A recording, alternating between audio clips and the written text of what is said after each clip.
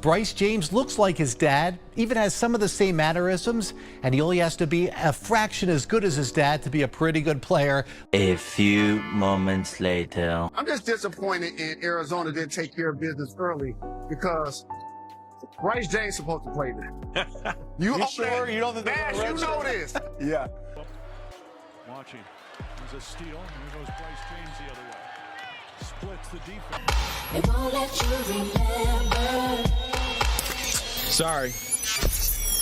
Bryce James looks like his dad, got some of the same mannerisms, and everyone thought he only needed to be half as good as LeBron to make it. But let me tell you what's really happening at Arizona right now. Coach Tommy Lloyd just came out and said redshirting Bryce is a real possibility. A possibility. That means this kid might not even play his freshman year. The son of the greatest player of this generation might sit on the bench all season while Arizona sells jerseys with his name on it. And if you think that's bad, just wait till you see what his brother Bronny's doing in the NBA. Just when you thought Bryce was going to save the family name, save the kingdom, turns out this kid done stole somebody's scholarship from Arizona. I know why he's there. Selling jerseys. They need the James family to help move merchandise. LeBron got one struggling kid in the NBA, and now he's working on a second one. But what if I told you Bryce might actually be worse than Bronny? This kid can't even sniff the floor at Arizona right now, and the season just started. They need to go ahead and be honest. Hey man, Bryce James is about to redshirt. We're going to redshirt him because he's just not ready yet. Look at what happened in that red-blue showcase. Bryce played 18 minutes and put up 3 points. 3 on 1 of 3 shooting.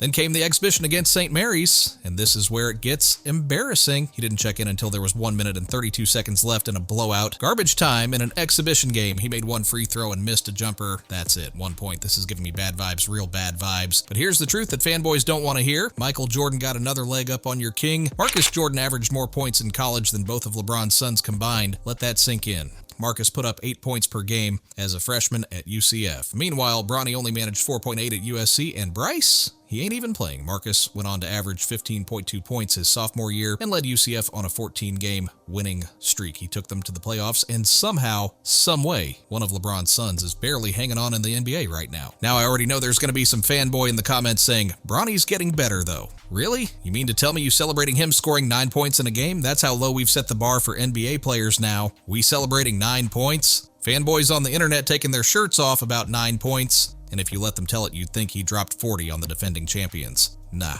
he did this against the depleted Atlanta Hawks. No Trae Young, no DeAndre Hunter, no Jalen Johnson. Basically a G League team with NBA jerseys on. Knock it off. You know, a big talk, because you want to be known as a competitor. You want to be known as a tough guy. But let's flare it outside to Sharp. Underhands over to Bronny James. Turns the corner. Connection. Pressured by Tumani. Off to Bronny James. Unbelievable! Ladies and gentlemen, I have been to the Great Wall of China. I have seen the pyramids of Egypt. I've even witnessed a grown man satisfy a camel. But never in all my years as a sportscaster have I witnessed something as improbable, as impossible as what we've witnessed here today. Where was y'all at when Wemby sent Bronny to the Shadow Realm? It was at this moment that he knew he messed up. Oh boy, I don't know what possessed you, Bronny, to jump, but my God, I wish you didn't, my brother. The math ain't mathing. You're 6'2" and he's 7'4". Maybe you shouldn't have jumped. And that's what happens when you jump, Bronny. Now you want a poster hanging up in kids' bedrooms across the country. Back to Bryce and Bronny. Usually when there's brothers doing the same thing, they get a nickname, a duo name. We got the Splash Brothers, right? But with Bronny and Bryce, we got the Trash Brothers. I said it. LeBron should be ashamed of himself for putting these kids in this situation, man. These kids should be hardworking influencers. They should be doing things they actually love and are good at. And unfortunately, basketball ain't one of those things they're extremely good at, so now you're taking food out of real players' mouths who actually deserve those spots. Nobody would have batted an eye if Bronny went to Old Dominion. Nobody would have cared if Bryce went to a mid-major school. But nah, you really decided to send Bryce to a top 25 program so he can sit on the bench. You sent Bryce to Arizona so he could be a school mascot. That's wild. And I'll be the first to tell you, people are going to say, oh my God, I can't believe you said that. Man, look, if I had sons trying to play ball and they wasn't good enough, you wouldn't hear nothing about them from me. Yeah, I'm one of them dads like, hey son, you might want to get your YouTube license. It's in your blood. Content creation looking real good right now. See, that's because I love my kids enough to spare them from embarrassment. I don't want my kids going out there embarrassing themselves on national TV. I won't directly tell my son he's trash at basketball, but I'll start giving him alternate options. Like, hey son, come help me with this oil change. Come look at this new editing software. You good at math? NASA's hiring, man. They paying good to change the world. But I ain't gonna lie, I'm petty. I gotta go back and watch that Wemby dunk again. My God, I can't believe he did that to Bronny. I know Savannah was at home like, no, come on, baby, let him be a man. I thought LeBron was going to come off the court ready to fight. If that dunk hurt my heart watching it, you can imagine how LeBron felt. Man, golly, LeBron, look, when you retire, it might be time to start over. You might have to have another son because these two ain't carrying the family name. LeBron, I know you're not big on taking advice, but you need to call Carmelo Anthony. See what Carmelo did with Keon, because Keon is going crazy at Syracuse right now, and he don't got to sit on the bench. How did this happen? You could argue LeBron got better genetics, more money, better resources, everything.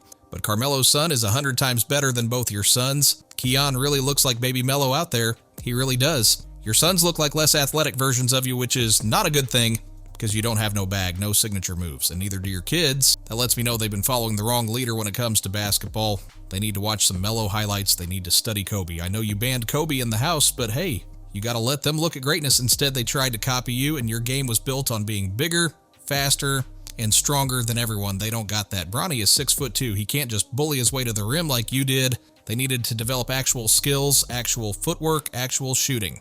But they didn't, and now look what's happening. Keon Anthony just dropped 19 points in his first start at Syracuse, shot 8 of 11 from the field. He's averaging 17 points per game through his first 2 college games, and you know what? He earned that spot. Syracuse didn't bring him in just to sell jerseys. They brought him in because he can actually play. Meanwhile, Bryce is at Arizona talking about redshirting, and Bronny's averaging 2.6 points in the NBA. That's the difference right there. And now, because of LeBron's pushing, Bryce might have to redshirt. That's crazy that they're already talking about him redshirting. That's how bad it is. This is the definition of overhyped, unrealistic expectations. If you told us 3 years ago that Bronny wouldn't grow past 6'2" and would struggle in the NBA, and that Bryce would be facing a redshirt as a freshman, fanboys would have told you that's complete nonsense. And honestly, I would have said the same thing. Like, they got the best chefs designing perfect meal plans, the best trainers, the best gyms with equipment most people will never even see, the best basketballs, the best shoes before they even drop, access to every NBA player